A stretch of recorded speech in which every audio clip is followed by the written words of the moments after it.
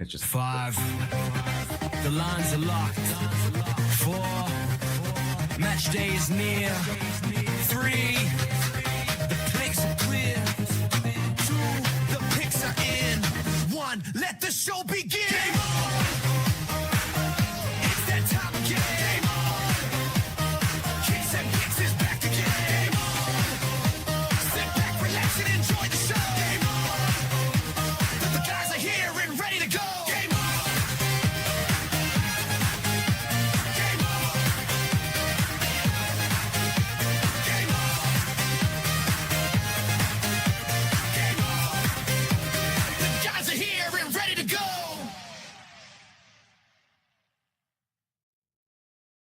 Welcome back to the Kicks and Picks podcast. As you can see on your screen, it's just Scotty and I here tonight. Nick traveling for work, so he's unable to join us. But we've got plenty to talk about with Champions League quarterfinal first legs having wrapped up just a few hours ago. I'd say a couple of them, I think what we expected, but one, not shocker because we talked about the value on this team, but maybe not expected that they would get it done on the road in the first leg, obviously helped by a red card. So let's get into it. I mean, I think the most straightforward result was probably your boys going down to PSG today, 2-0. We had them on the money line as our play of the day, got us back on the right track after a couple misses the last couple days. But I didn't get to watch any of the matches. I know you got to watch at least this one, Scotty. Is this one done and dusted after PSG won 2-0 at home against Liverpool? Yeah, I think in other circumstances, you might say, well, Liverpool heading back to Anfield, anything can happen, right? It's been a long history of two-legged results getting turned around at Anfield. So under normal circumstances, I'd say, hey, they still have a chance. But Liverpool have been less than inspired in their play for many, many months now. It seems like Slot is out the door already, and it's just kind of the players winding things down. I think there's really no motivation for them at this point besides maybe sneaking into Champions League through league qualification. So I don't expect them to have any sort of significant turnaround in the next week. So yeah, I think that one's largely done and dusted. Frankly, like considering Liverpool's form all year long, for them to get to the quarterfinals to begin with is relatively successful, which is crazy to say. But that's just where their ceiling has been. They've been very poor defensively. They have looked very meager and slow in attack. When they've made chances, they haven't really taken them and made them count. So just a lot more bad than good in the Liverpool team this year. And PSG, watching them, their attack is just it's more similar to what Liverpool used to be with Salah, Mane, and Firmino, with Doué and Dembele and Kvara up top. Like there's just a very lethal counterattack, lots of pace, lots of intricate play into the box. They always seem to find open looks. Today, they probably could have had 4 at half. So Liverpool, frankly, coming away with this 2-0. I think Mamardashvili had a really good game. The first goal was an insane hit by Doué. And then Mamardashvili made a couple good saves, deflections off of McAllister that he managed to scramble behind the net. He made a one-on-one stop against Dembele. So, even without Alisson, yeah, I thought Mamardashvili did really well, kind of deputized and stepping in. So yeah, I think probably done and dusted for that one. Other ones that seem done and dusted, it's hard to rule out Barcelona, but this was their chance to kind of get on the front foot, and they did the exact opposite. Going down 10 men in the first half, conceding 2. Now they're going to Atletico, having to turn this one around. I don't know, coaches. Is there much hope for Barcelona? Do they have that magic in them, or is this kind of a disappointing end for them, considering where they are in the season? I mean, I think there's definitely a chance for them, right? I mean, it's only 2 goals. Elvis here in the chat says if Barca score first, he thinks they come back. I think it depends how early they can score, right? If they get the first goal and it's somewhat early in the match, I think all the pressure's on Atletico. I didn't watch the match, but just looking at the statistics for a team that was down a man for pretty much the whole second half, they still controlled 60% of possession. They still, had 8 shots, 2 of them on target versus just 1 shot that ironically was a goal for Sorloth for Atleti. I think that second goal comes up big for them. I mean, we talked about that this was the value play. I know we talked about, like, if they get through this round and you don't trust them against, say, Arsenal in the next round, that there's probably cash out value here. I know Nick, we were texting with Nick earlier. He actually took their future I don't know if it was before this round or before the previous round, and he said the cash out value is up to triple, what he paid on that ticket. So if they get through, you got to figure he's getting even more on that Mhm. than the plus 300 it's paying right now. I don't know if he got it at plus 1,000, whatever they were listed at the time, but I mean, we talked about the potential here because these teams are so familiar with each other. Right now, they've now played 4 times this season, 5 times this season, because they've played in the Copa del Rey, which was a two-legged affair in the semis. They played twice in La Liga. Now they played here in the Champions League, and that goes back to Atleti. 3 of the 5 matchups so far have had a red card, which is Yeah. interesting. Now, the 4-0 win for Atleti at home in the Copa del Rey, they were up 4-0 before Barca got that red card. But the recent La Liga fixture just last weekend on the 4th, we talked about they were playing 3 times in the next week and a half. And it was a 1-1, and then Atleti got the red card, and Barca ended up getting a second goal to win that match. So it'll be interesting to see how things go. I mean, Atleti at home is going to be tough. I mean, so far in the 2 home fixtures they've played, 4-0 win and then a 2-1 loss where they were down a man. They'd happily take a 2-1 loss in the next leg Sure would. because that gets you through a 3-2. So Simeone's going to have something planned. I'm sure they're going to play a bit more defensive like they did today. They can't be too deep though. If they play too deep, you're inviting trouble, I think, against Barcelona. So I'd like, if I'm them, if I'm a fan of Atleti, I'm hoping that they play, not too conservatively, safe, but not too conservative where they do go for a goal. And because you get a third, I think you kill it off. Yeah, I don't think they will, just because that's not really even their strength anymore, right? Like, we're very Yeah, used to these Simeone we're sides that used to it. are Yeah. pack it in and try to steal, their chances on the counter. But, you're trotting out an attacking lineup with Griezmann, Alvarez, Lookman now, who came over in January. There's so much, you know, depth there that you figure they have to be good for one. And especially if Barcelona obviously going to have to play a little bit more aggressive on the road, I think they're going to be a lot more open. Mhm. So there's going to be plenty of opportunities. It's the question is can Atleti make Barcelona pay for that? It's going to be an open game. It should be a bit more open game. And if it's a traditional Simeone kind of counter style in that sense, you'd have to put money on Atleti getting at least one. So yeah, it's not done and dusted by any means. But looking at odds, Atleti right now to win is plus 1,000, Barcelona's plus 1,200.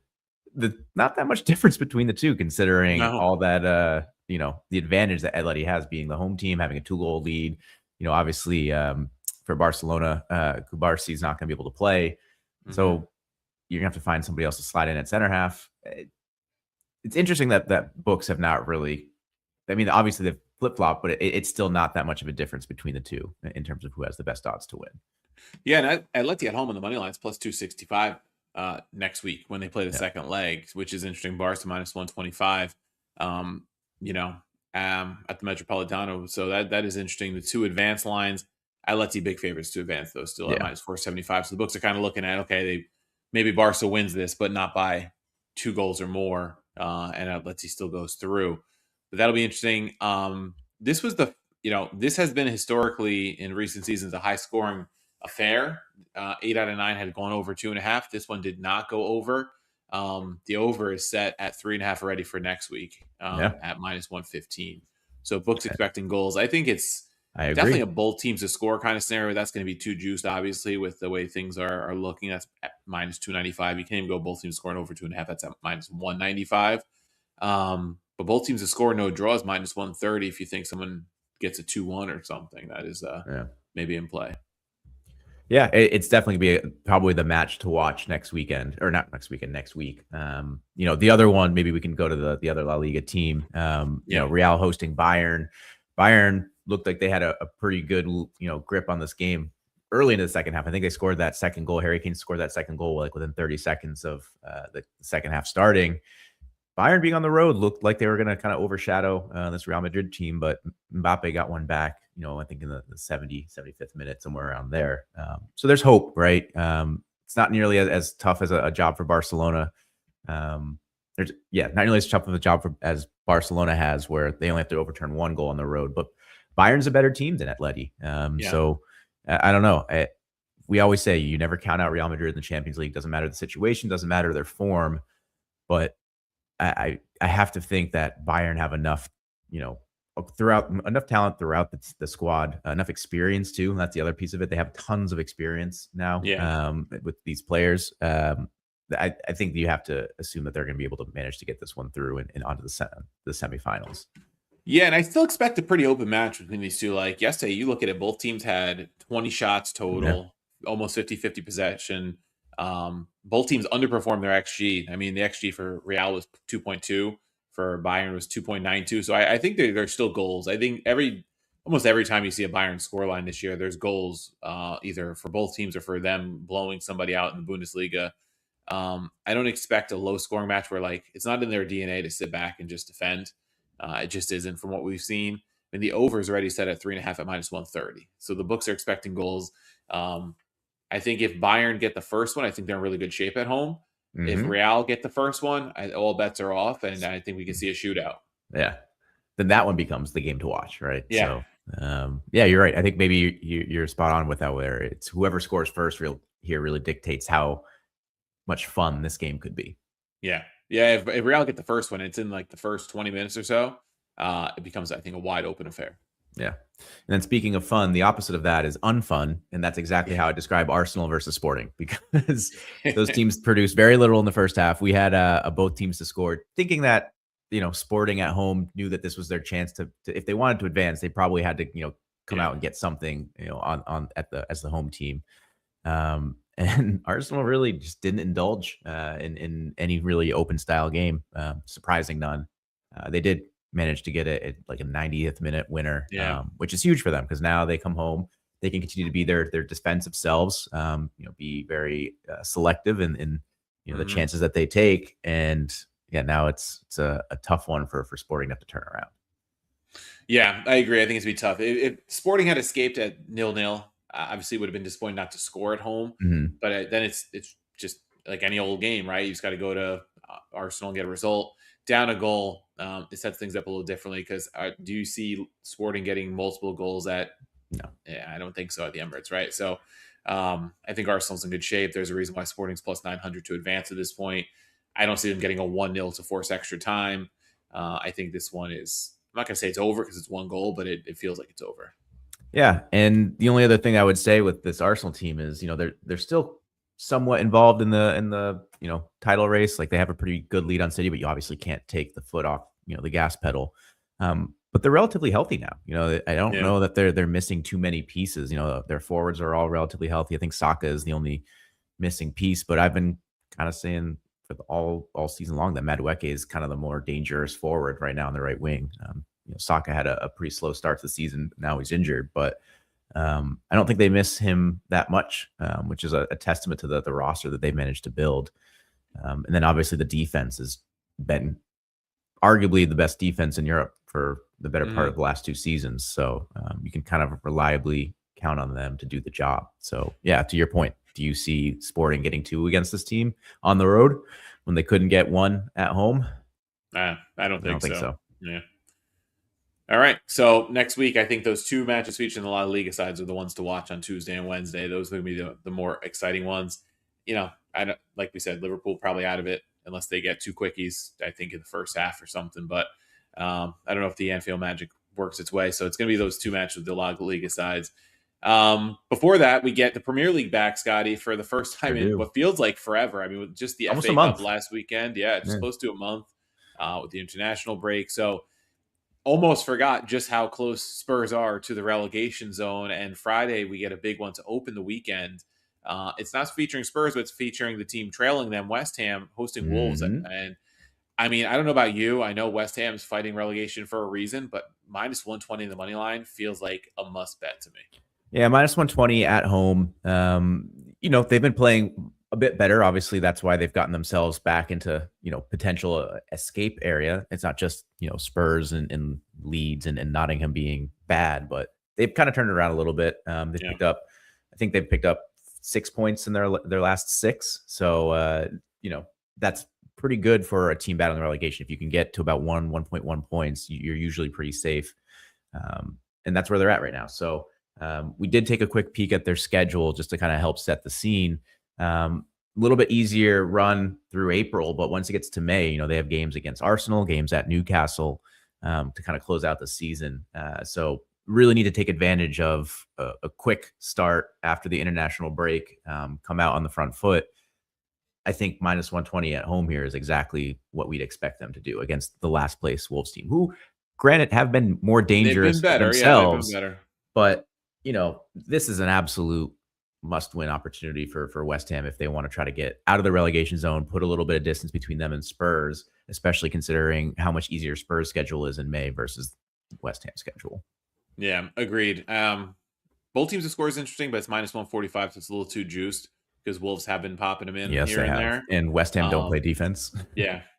So you could go over 2.5 and both teams score, but I do think West Ham get the job done. I think if you get multiple goals, I think it is with West Ham.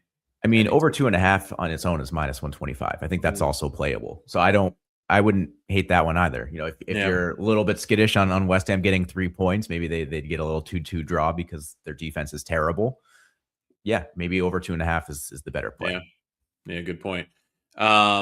Saturday, these are the ones that are on the board. Scotty, tell me if you like anything in any of these. It's Arsenal hosting Bournemouth, Burnley hosting Brighton, Brentford hosting Everton, and Liverpool hosting Fulham. Yeah, I like Brentford at home. Everton kind of cruising up the table, sneaky, getting close to European competition. So that one feels like Brentford at home could be an interesting play. Arsenal Bournemouth also intrigues me. We're just talking about Arsenal's defense being better than most across Europe in the last 2 years, but they haven't been able to keep a clean sheet against Bournemouth in over 5 matches. So this feels like a match that Bournemouth, maybe with longer rest, obviously, than Arsenal, coming off their midweek Champions League game, can kind of take advantage of. Both teams to score is minus 130. I don't know. I kind of like that play here. It's a little bit unorthodox given the quality of this Arsenal defense, especially at home, but Bournemouth have proven their ability to score against the same Arsenal team. And yeah, I think Arsenal maybe a little bit of focus on the Champions League matches surrounding this fixture. Not don't necessarily drop points. Maybe couple maybe a little rotation. Rotate. Yeah, maybe a little bit of rotation, but I think I can see Bournemouth getting on the score sheet here. So I like both teams to score at minus 130 in this. Okay. Yeah, I also think Brighton on the road at minus 135 is not a bad play against Burnley. Brighton, heading into the international break, had won 4 out of 5 in the league. Only loss was a 1-0 to Arsenal. I think they could be, on the road, a very solid play considering Burnley in their last 5 has dropped 3 and drawn 2. I think minus 135 is a solid number on them. Yeah, they're kind of them and Spurs are the two that are bucking this trend of, relegation sides picking it up in the last 2 months of the season. So Burnley going the wrong direction. Yeah, it certainly feels like they're going down. It feels like they're done. Them and Wolves feel like they're done. Yeah, I can see Brighton picking one up here. And then, Liverpool, Fulham, man, the number sucks for Liverpool. So I certainly would stay away from that. And if Nick was here, he would tell you how he can't trust Fulham. He gets the wrong side of Fulham every single time. So as much as I'd like to sit here and say, hey, listen, take advantage of the books, giving a really favorable number for a team or against a team that really doesn't deserve it in Liverpool. Fulham plus a goal is minus 135.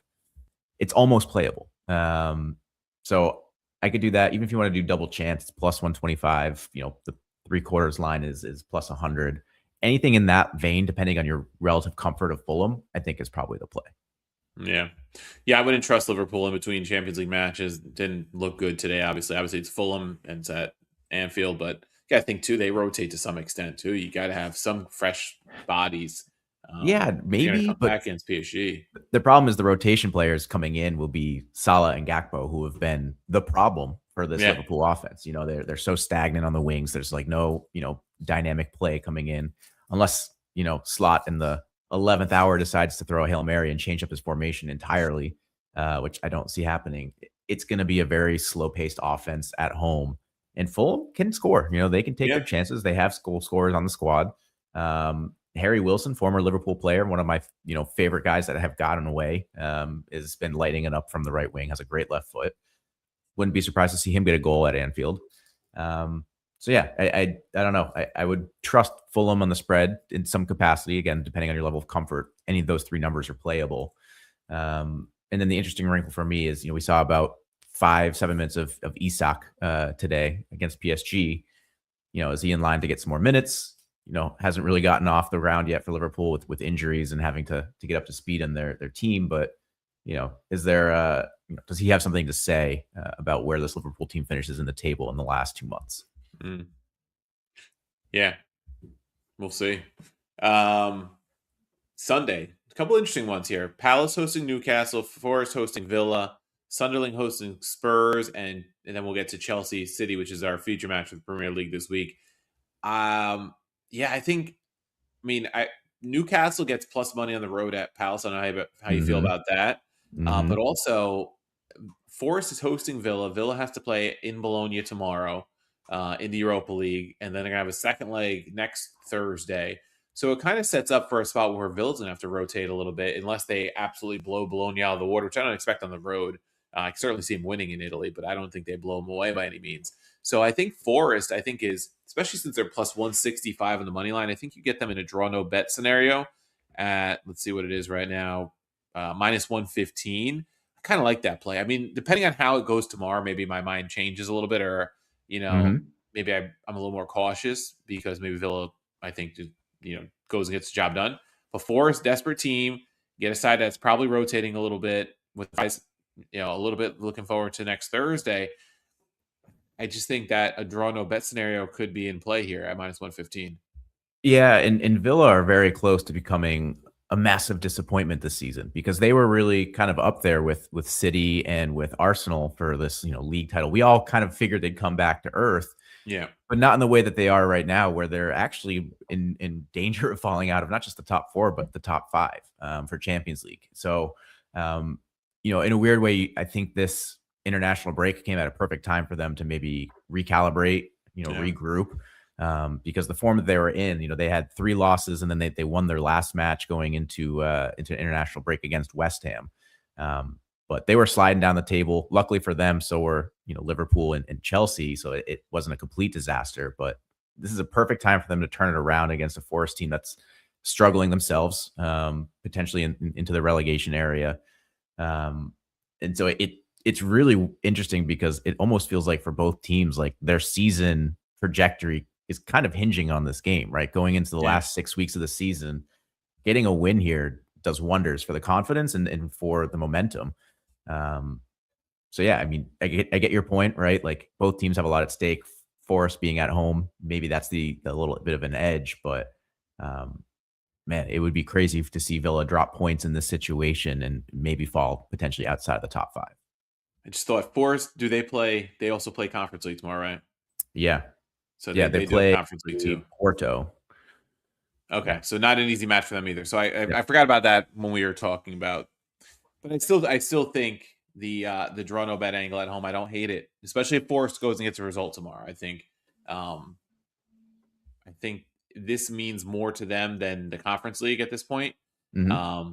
Then whereas Villa maybe Europa League means a little bit more because that's also got the carrot of the Champions League with it if you win the trophy. So I don't know. I just think there's something tells me, and maybe it's me just you know talking into the narrative of Spurs getting themselves in more trouble, but I think I could see Forest at home here. And then if you're like me and kind of between two minds on each side, over 2.5 is minus 110. I actually really like that. In their last 4 games, Villa scored 2 against West Ham, as I mentioned, but then they've conceded 3 versus United. They conceded 4 versus Chelsea. They conceded 2 against Wolves. And then Forest themselves scored 3 against Spurs going into international break. Had a 2-2 draw with City, and they had a 2-1 loss to Brighton. So goals have been, you know, fast and plenty with both of these teams right now, both probably being desperate themselves, trying to get goals to get points. So I like that over 2.5, basically even money. Yeah, it makes sense. So staying on the relegation zone, you mentioned Sunderland at home. Yes, I There's a line did. you like there. Now they're hosting Spurs. Spurs, outside of that win in the second leg against Atleti, where they were down 3 goals anyway in the tie in the aggregate, they have lost 1, 2, 3, 4, 5, 6, 7 of their last 9. I'll do you one better. And I only know the one win stat. in their last 10. I was gonna say they have one other outside of that game you just mentioned. They have one other win in the calendar year of 2026 against Liverpool. So they are in dire straits. Sunderland, we talked a lot about in the first half of this year with their home record being virtually unblemished. Now it's a slightly more blemished. I think they have 3 losses. You mentioned to me before we recorded, but I do like Sunderland draw no bet here. The Spurs team, granted, they have a new manager in De Zerbi that's come in trying to right the ship. But this Spurs team does not have a track record of winning matches, and Sunderland at home have a pretty solid track record of not losing matches. So I know that's not like the most compelling case to take a draw no bet. It's just means to me it's a relatively safe bet. And so that's kind of where I'm erring on this match is like you have a very safe bet here with in my mind, a low probability of actually losing. Why not trust Sunderland to get back into kind of their form? I know they dropped down the table a little bit, but they're still top half of the table finish for them in there, and there's a lot to say for that for a team that's newly promoted. So watch them get on the right foot here, maybe get a win against Spurs at home. Okay. Yeah, I mean Spurs they've conceded I think in 10 straight matches or something. It's certainly in play. I don't trust them until I see big changes under De Zerbi, and they're running out of time real fast. Did you like anything in the Newcastle Palace, or you kind of stay away there? Newcastle has largely been dominating Palace in their recent head-to-heads. I think they had 5-0 win, 2-0 win. For whatever reason, they seem to have Palace's number, which is kind of like the opposite of Liverpool and City, who struggle with Palace. So I don't mind taking Newcastle on the road. Plus 135 on the money line is decent value for it. I don't think you can get draw no bet at a good number. It's minus 145, but keep an eye on it. Maybe that kind of comes down a little bit. But I do think Newcastle can get a result against a Palace team that I think is likely to finish the season on a lower note, with their manager likely heading off to greener pastures in the offseason. Okay. And then the biggest one on paper is Chelsea City to close out Sunday. Chelsea plus 200 at home, City plus 115 on the road. What do you make of this one? Yeah, that's kind of crazy. We just kind of talked about how Liverpool, Chelsea, Aston Villa are all kind of fumbling the Champions League top 5 spaces. Chelsea just 1 win in their last 6 matches, 3 losses, 2 draws. That win coming against Villa being the 4-1 thrashing. So, I get that it's again kind of a key turnaround point for their season, and they would really love a result against City, but City aren't quite eliminated from this title race. And we always talk about how Pep's teams love to finish stronger than they start. They're certainly in good form right now, unbeaten in their last 9, 8, something like that. Only 9 points back of Arsenal. So, if they can get a win here. And a match in hand, too.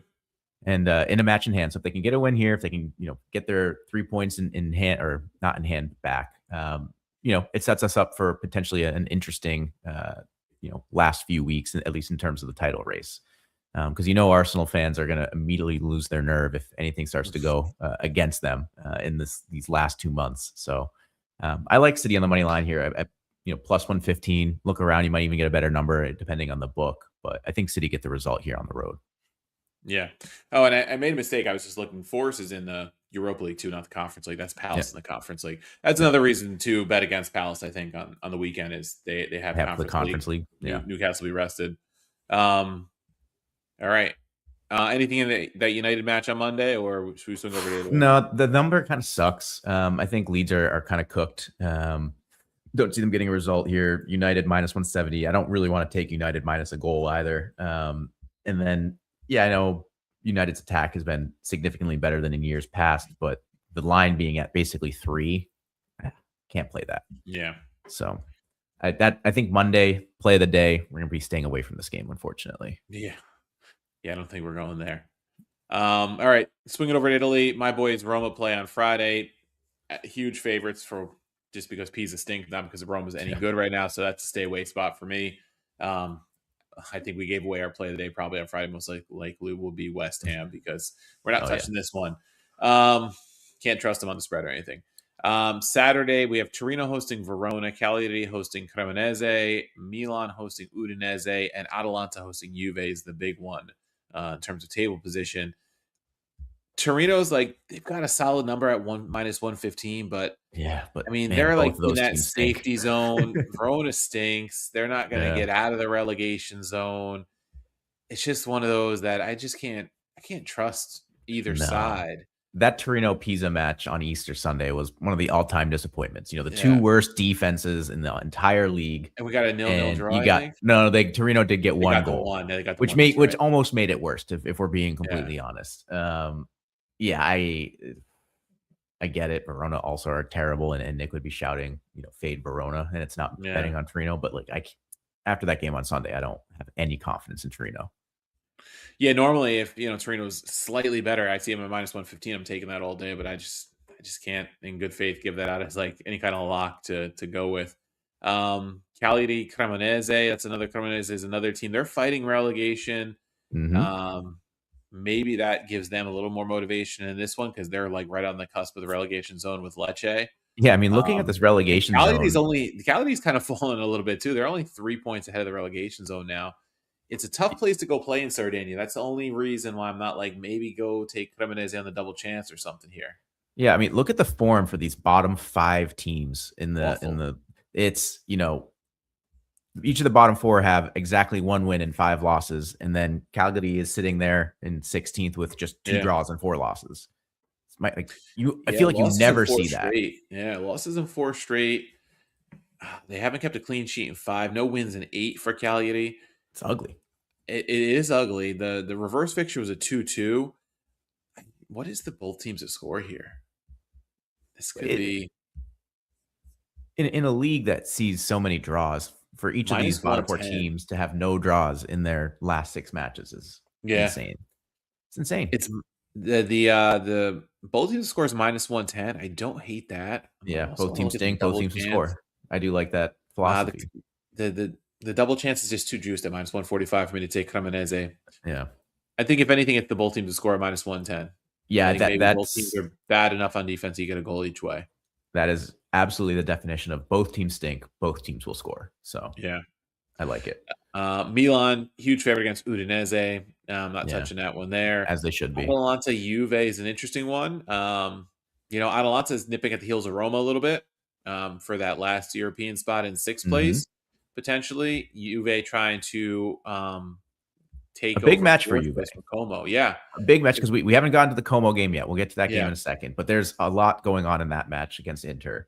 Juve here in a position where, picking up 3 points Hmm. almost feels like a must-have if you want to try to sneak into that last spot Yeah. in the top four, because Italy only getting 4 spots for Champions League. Yeah. They kind of blew their chance at getting that 5th spot. So Juve right now, on the road against an Atalanta team that's been largely, I guess average is like the worst way to say it, but like just meh. Yeah. Plus 125 on the money line. Nick is probably going to take that because if they do drop points, I'm sure he'll be just as happy. But I don't hate it in this spot. Like I think they Yeah. really have to come out and get a result if they want to kind of keep in pace with this top four race. And it's an opportunity where Como could probably drop points or has their best chance at dropping points. So you got to take advantage of that. Yeah, plus 125 is a really good number. It's also a revenge spot because they were eliminated from the Coppa Italia 3-0 by this Atalanta side about 2 months ago. So, yeah, I think just because of what it means for them, I think it's a must win. I mean, obviously, Atalanta too, if Roma somehow, which I don't want to say somehow because they've been so bad, but if they lose or drop points to Pisa, Atalanta can find themselves in sixth with a win. I just think that Juve are going to want it a little bit more just because they know that this is probably the weekend where they have the best chance of closing that gap. Yeah, agreed. So I think I'm kind of talking myself more and more into the Juve plus 125. And then if it fails, then yeah, I think it's bad news bears for them. Yeah, I think it puts them in a tough spot. All right. Sunday, let's see Sunday. what we've got Sunday here. We've got bright and early, Genoa Sassuolo. I'm sure everybody's been waking up for that one. We've got Parma Napoli, Bologna Lecce, and then Como Inter. And the weekend closes out on Monday with Fiorentina Lazio. So let's see what we like here. This Napoli number at minus 165. Hold on. I feel like we can get that up with a little bit of a goal parlay. Let me see where we're at with the over 1.5. Oh, I mean, you can almost parlay Napoli and Bologna, good. depending on how tomorrow. I mean, I know Yeah. Okay. Bologna So will be on short rest, but Lecce's been bad. All right. Napoli and over 1.5 is plus 105. I think you have to take that. I mean, they're in great form. One winners of 5 straight. I know goals have not exactly been their friend lately, but this Parma team stinks. Yeah. They should have no problem getting 2 goals against this Parma team. So I like that. I like Napoli and over 1.5 parlay together. Okay. I also kind of like Bologna minus 130. Like I said, it's kind of the same thing with Villa. I want to see how that game goes against Villa tomorrow. But minus 130 at home feels like a good spot for them. Even though they don't have a lot to play for in the league, Lecce has not been very good as they are now in 18th place in the relegation zone. Desperate for points, yes, but I don't know if they're good enough to get points. They just don't score very much. Fiorentina Lazio on Monday before we get to the feature match. There's good numbers on both those teams, but I don't trust either of those teams either. Now, Nick will tell you it's Fiorentina all day. Fiorentina got it. They got it done for us last week. We had them on Saturday. Yeah, I mean, Lazio was the ones that let everybody down. 3 wins, 2 draws, 1 loss in their last 6. Not the worst form in the world, especially considering where everybody else is below them in the table. So they've been doing enough to get themselves pretty comfortable in terms of going into the last 6 or 7 matches of the season. They do have Conference League. But Lazio has the same record, in their last 6. So it's form is there for both sides. Fiorentina on the road. Honestly, like the draw line is saying they're at plus 190 for a reason. You usually don't see it get below 200. This feels like a draw. This feels very much like a 1-1 draw. I will probably just take a shot on the draw line in general. Lazio have nothing to play for. Fiorentina might be a little fatigued playing Palace on Thursday and then have to play Palace again next Thursday. So, and they'd be more than happy with the point in the position they're in, another point away from the relegation zone, and I think they'll be okay with it. The feature match is the big one for Como, plus 200 at home, hosting Inter at plus 120. Inter did get the job done in emphatic fashion against Roma last weekend to the tune of 5-2. But the thing with Inter, the 2 is, I think, important because they do concede goals. We've seen it happen. They drop points to Fiorentina by conceding goals. Now they go to Como. Como's not the easiest team to play away. Como's 4th best record in the league at home, only 2 losses at home this season. I know double chance probably not in play here. They're plus 200. Is like a draw no bet in play here. Is this a place where Como can get a result? Yeah, I mean, again, going back to something similar we did in the Premier League, let's take a quick look at what Como has left on the calendar. After this game, they have games at Sassuolo, at Genoa, home to Napoli, and then at Verona, home to Parma, at Cremonese to complete this season. So 5 teams that are really not a whole lot of opportunities to drop points, really. Which is why I'm saying Juve, if you want to try to sneak into this 4th spot, you kind of got to win this week and hope that Inter can get the job done. Because if you're trying to chase down a Como team that has that schedule, it's not good. And hasn't lost in 8 matches. Yeah, their form has been fantastic. So in a weird way here, like a draw suits Como, I think. If you get a point out of this at home with what you have left on the schedule, it's not a bad bet. Your draw no bet there, sitting there plus 120. I don't hate it. I think it certainly would be a good result for Como if with either 1 or 3 points. So I think that's probably the way to go. Yeah, no, thank you, John, for throwing that in there. They also play each other in the Cup coming up in a couple weeks on the 21st. That was a 0-0 draw the last time they played at Como. Yeah. So teams familiar with each other in that sense as well. The reverse fixture is a 4-0 thumping by Inter at home. One of the probably the worst performance of Como of the season, I'd say. 4-0. Sure. They have not lost like that very much this season. Inter, on the other hand, I think if Inter wins this, I think the title with 6 matches left will be over because they're up 7 points already on Napoli. Got the job done, like I said, last weekend, which really kind of gave them, I think, a nice cushion. Man, they are plus. So these are the 2 best teams on goal differential in the league. Plus 45 for Inter, plus 31 for Como, and Como has the best defensive record in the league now at only conceding 22 goals. Well, that explains a lot. Yeah, I was just about to say the total over 2.5 is minus 120, and what you just said with the Inter scoring 4 in their previous matchup, thinking Como probably should get on the score sheet here. Now I understand why but I still think that's playable. Given given the situation for both clubs. Yeah. You got the juggernaut offense, 71 goals scored. The next best in the league is 54 for Juve, I believe. Yeah. At quick glance here. So I think you get the best defense in the league. So yeah, I think it'll be a contrast of styles in some ways. Como's going to try to keep it tight. But yeah, it'll be interesting. Anything else in Italy, or should we go worldwide? Yeah, I think we go worldwide. Let's jump over to Bundesliga. Right. I didn't get a chance to look as close as I would like before we came on, but let's see if there's anything that jumps out here. Yeah, La Liga, Atletico is plus 135 at Sevilla. So I guess the thinking there is Atletico is probably going to be focusing on Barca, but man, that's a tempting number. You know, even taking that draw no bet, I think you can get that around minus. Let's see, minus. Oh, actually, it's minus 155. Oof, never mind. I thought it was gonna be around minus 130, 135. But yeah, I still don't mind taking Atletico on the road. I don't mind Sociedad to open the day on Saturday at minus 135 at home against Alaves. Sociedad's been better under Pellegrino, Matarazzo. Alaves down there in 15th place. Not a bad number. And with Sociedad up to 7th, they're kind of sneaking into those European places. So they have plenty to play for. So I like them at home minus 135. Surprised they're getting such a good number. What else here in La Liga? Anything else jump out? I mean, Villarreal being that heavy of an underdog. Man, they stink though. Like anytime, but they're in third. I almost took them. I know. I almost took them this past week. I think it's just like a home road thing with them because who would they play this? I think they played on Monday, and I almost took them. And they lost. And I didn't. They lost. Oh no! And the only reason I didn't take them was because I had a few plays in Italy. I'm like, I'm not going to risk another one here because, and then things started going awry in Italy, and I just didn't touch it late in the day. But yeah, like, man, I guess it's just they stink on the road. I guess that's just the problem. Yeah, it's the only thing I can see on the road. They still have the 4th best record on the road, which is crazy. But they have lost 6 times, so there's a big drop off between the top 3 and them. Celta Vigo, surprisingly, 3rd best road record in the league. Interesting.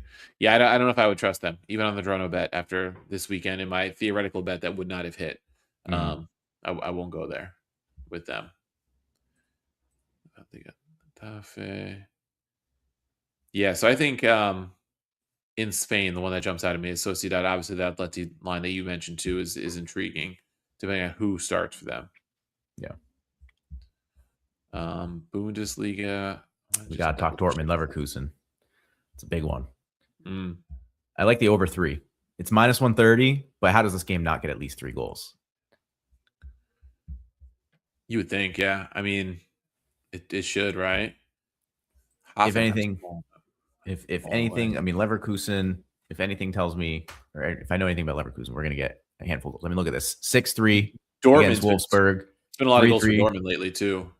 Yeah, the Leverkusen, they're a goal factory right now. So yeah, I'll take over 3 here. I don't see this game going under 3 by any means. So worst case scenario, it's a draw. It's another safe bet. That's what I call it. Safe bet. Not a lot of value, but should be pretty safe. I had a miracle cash on Leverkusen Bayern last week, and I parlayed the 2 of them. Leverkusen was down at 2 or 3-0 in that match. Came back, put up 6, and then Bayern got some miracle cash late, two late goals against Freiburg or something. But yeah, the goals have been flowing there. The goals have been flowing in these Dortmund matches too. At least for them, they've been scoring multi-goals in 5 straight, 6 straight in the league, 7 straight in the league. I'm just going down to 8, 9, 10. So they've been scoring. They have not been held under 2 goals in the league since December 14th against Freiburg. So if you get 2 out of them at home, you would think that you get 1 out of Leverkusen. So yeah, I like the over 3. I think it's a good call there. It's a good shout. Anything else here in Bundesliga jumps out? I'd love to meet the brave soul that takes St. Pauli plus 1.5 against the Bayern team that's going to be focused on Real. Yeah, because someone's going to do it. I just want to meet me. that person. I just want to meet the person. There's somebody out there that has that ticket. Please tweet it to me because I want to say what's up. Yeah, it will not be me. Yeah, that's it for Bundesliga that I see right now.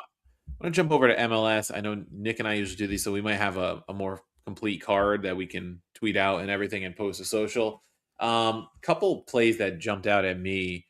San Jose on the road at Sporting KC, minus 115 on Saturday night.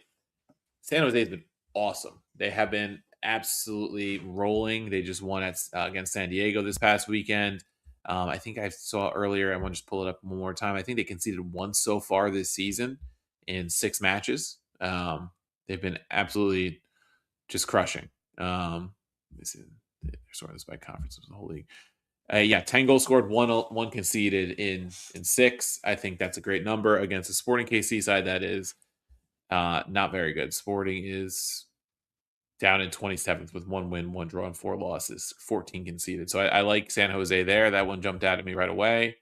And then I think there's another one that I just saw. Kind of like Dallas at home. Mm-hmm. They're starting to round into form a little bit against St. Louis. St. Louis not very good so far. Another team with just 1 win so far. Nashville, Charlotte is interesting.